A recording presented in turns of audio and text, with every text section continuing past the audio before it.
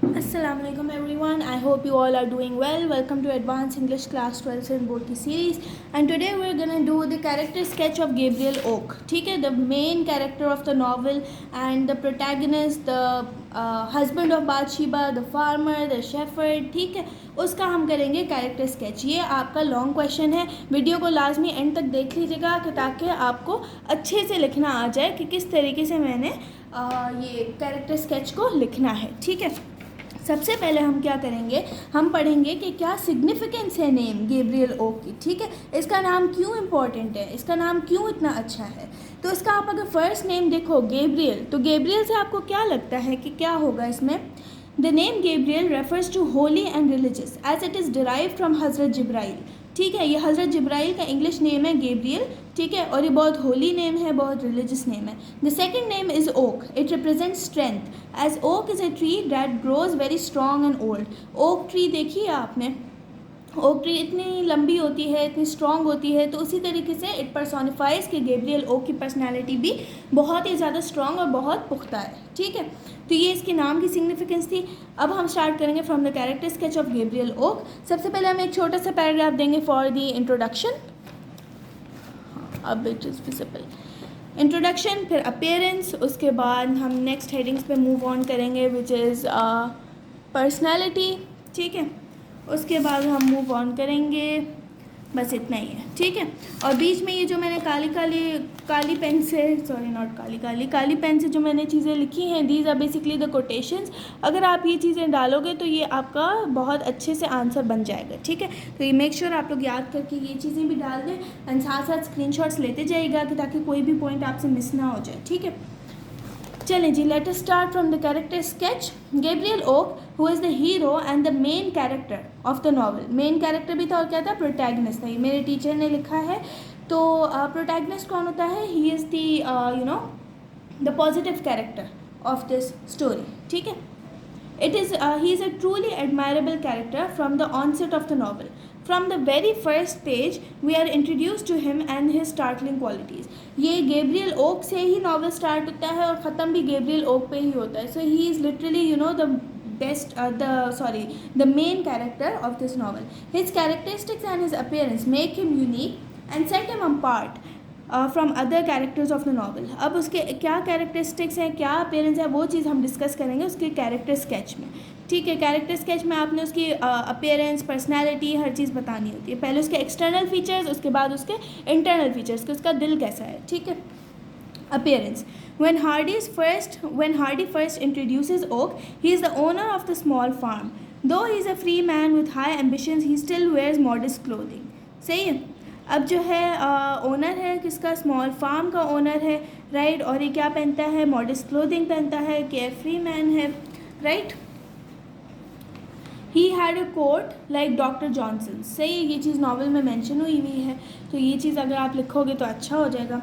His large coat, crown, felt hat and oversized boots, wrist watch adhere to the fact. He is not too mindful of his clothes. उसको फ़र्क नहीं पड़ता कि वो क्या पहने क्या ना पहने. वो एक लंबा कोट पहनता है, हैट पहनता है जिसके अंदर फेल्ट है, फेल्ट बेसिकली फेदर्स होते हैं, और उसके बाद बूट्स हैं, उसके पास ओवरसाइज बूट्स हैं, रिस्ट वॉच पहनता है, और उसको ज़्यादा फ़र्क नहीं पड़ता कि वो क्या पहने. He now wears shining boots with hardly a hob in them 2 or 3 times a week and a tall hat on Sundays. Sundays पे वो हैट पहनता है. ठीक है, और बाकी बूट्स पहनता है 2 से 3 दफ़ा हफ्ते में. तो ये चीज़ उसकी थोड़ी सी अपीयरेंस बताई हुई है. ठीक है, तो ये आप याद कर लीजिएगा.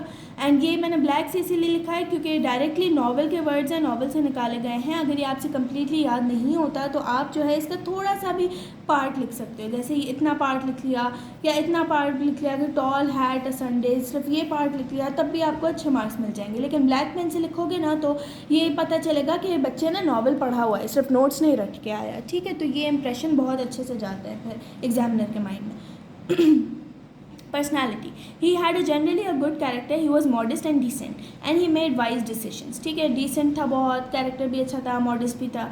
Novel quotes that he was a young man of sound judgment, easy emotions, proper dress and good general character. Character भी अच्छा था, judgment बहुत अच्छी थी उसकी. ठीक है, और easy going था, dress भी अच्छा था, हर चीज़.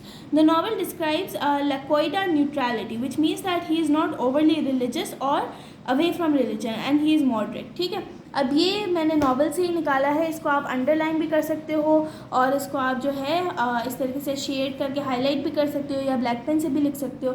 इसका क्या मतलब है, लिक्विड न्यूट्रलिटी का मतलब ये होता है कि जो इंसान ना ही ज़्यादा बिल्कुल ही अगेंस्ट हो रिलीजन के, ना ही बहुत ही ज़्यादा रिलीजियस हो, ठीक है, जो बीच में मॉडरेट रहते हैं। ठीक है, जैसे हमारे यहाँ कुछ मुसलमान होते हैं जो लाइक अगेंस्ट इस्लाम भी नहीं होते लेकिन they are not even towards Islam ना, तो उस तरीके का आदमी था ये। ठीक है, When his friends were frustrated, he was considered as a bad man, and when they were pleased, he was considered as a good man. सही है, जब उसके दोस्त फ्रस्ट्रेटेड होते थे तो वो भी फ्रस्ट्रेट हो जाता था, और जब उसके दोस्त खुश होते थे तो फिर वो भी खुश होता था। His character was a paper and salt mixture. Paper and salt mixture मतलब कि कभी कभी वो बहुत अच्छा होता था, सॉल्ट वाइट होता है ना, कभी कभी वो बहुत अच्छा होता था, पेपर ब्लैक होता है तो कभी कभी वो बहुत बुरा हो जाता था जब उसके दोस्त भी बुरे हो जाते थे। He had a great observing power as he use to observe the sun and the stars for calculating the time. अब उसकी पर्सनालिटी में ये है कि उसकी ऑब्जर्वेशनल जो स्किल्स थी वो बहुत अच्छी थी, और ये चीज़ हमें नॉवल किस तरीके से बताता है, ऐसे बताता है कि वो सन को और स्टार्स को देखता था कि ताकि वो टाइम कैलकुलेट कर सके।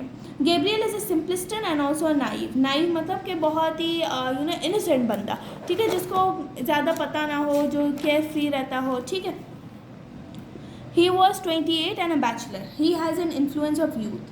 He was at the brightest time of masculine growth, for his intellect and emotions were clearly separated. अब 28 के टाइम पे मर्दों का पीक पॉइंट होता है। ठीक है, peak point in a sense कि वो हर चीज़ में फ्लरिश कर रहे होते हैं, उनका जिस्म भी बहुत ताकतवर एनर्जेटिक होता है, उनका दिल भी अच्छा होता है, उनके पास पैसा भी अच्छा होता है।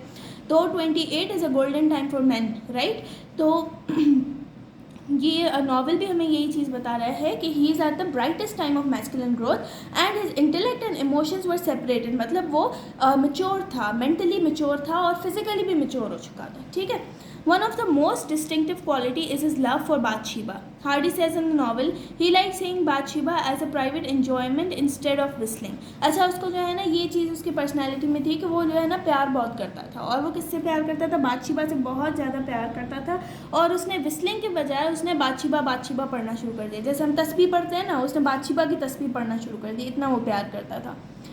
It was love at first sight and Gabriel tried his best to please her, remain loyal to her throughout the novel. ठीक है, अब गैब्रियल को प्यार हो गया बादशीबा से, ठीक है, और उसने हमेशा पूरे नावल में यही कोशिश की कि बादशीबा उससे खुश हो जाए और उससे प्यार करने लगे, और वो लॉयल था to Bathsheba till the end of the novel. लेकिन बादशीबा ने उसको बहुत ठुकराया, बहुत ठुड्डे मारे उसको, लेकिन फिर भी वो आखिर में जब बादशीबा को भी ठुड्डे लगे ना, तो फिर उसने उसको एक्सेप्ट कर लिया, गैब्रियल को। तो इस तरीके से हमारा नावल ख़त्म होता है। एंड ये था उसका कैरेक्टर स्केच कि वो बहुत लॉयल बंदा था, बहुत अच्छा था, बेसिकली ग्रीन फ्लैग था, ठीक है, इस जनरेशन के लिए। एंड उसकी अपीयरेंस भी अच्छी थी, उसकी पर्सनैलिटी आप बताओगे यंग मैन था, उसकी जजमेंट अच्छी थी, इमोशंस अच्छे थे, कैरेक्टर अच्छा था, राइट। और सॉल्ट एंड पेपर मिक्सचर ये चीज़ ज़रूर लिख लेना, ये आपको अच्छे मार्क्स दिलाएगी। ये लिख लेना, लिक्विड न्यूट्रलिटी लिख लेना कि he was neutral in gender, ये लिख लेना, ऑब्जर्वेशनल पावर उसका अच्छा था। ठीक है, इस तरीके से आप लिखोगे ना तो आपको अच्छे मार्क्स मिल जाएंगे इंशाल्लाह। एंड कोई भी क्वेश्चन हो तो लाजमी पूछ लेना। नेक्स्ट वीडियो में हम लोग दूसरे क्वेश्चन स्टार्ट करेंगे। ठीक है, टिल देन टेक केयर, अल्लाह हाफिज़।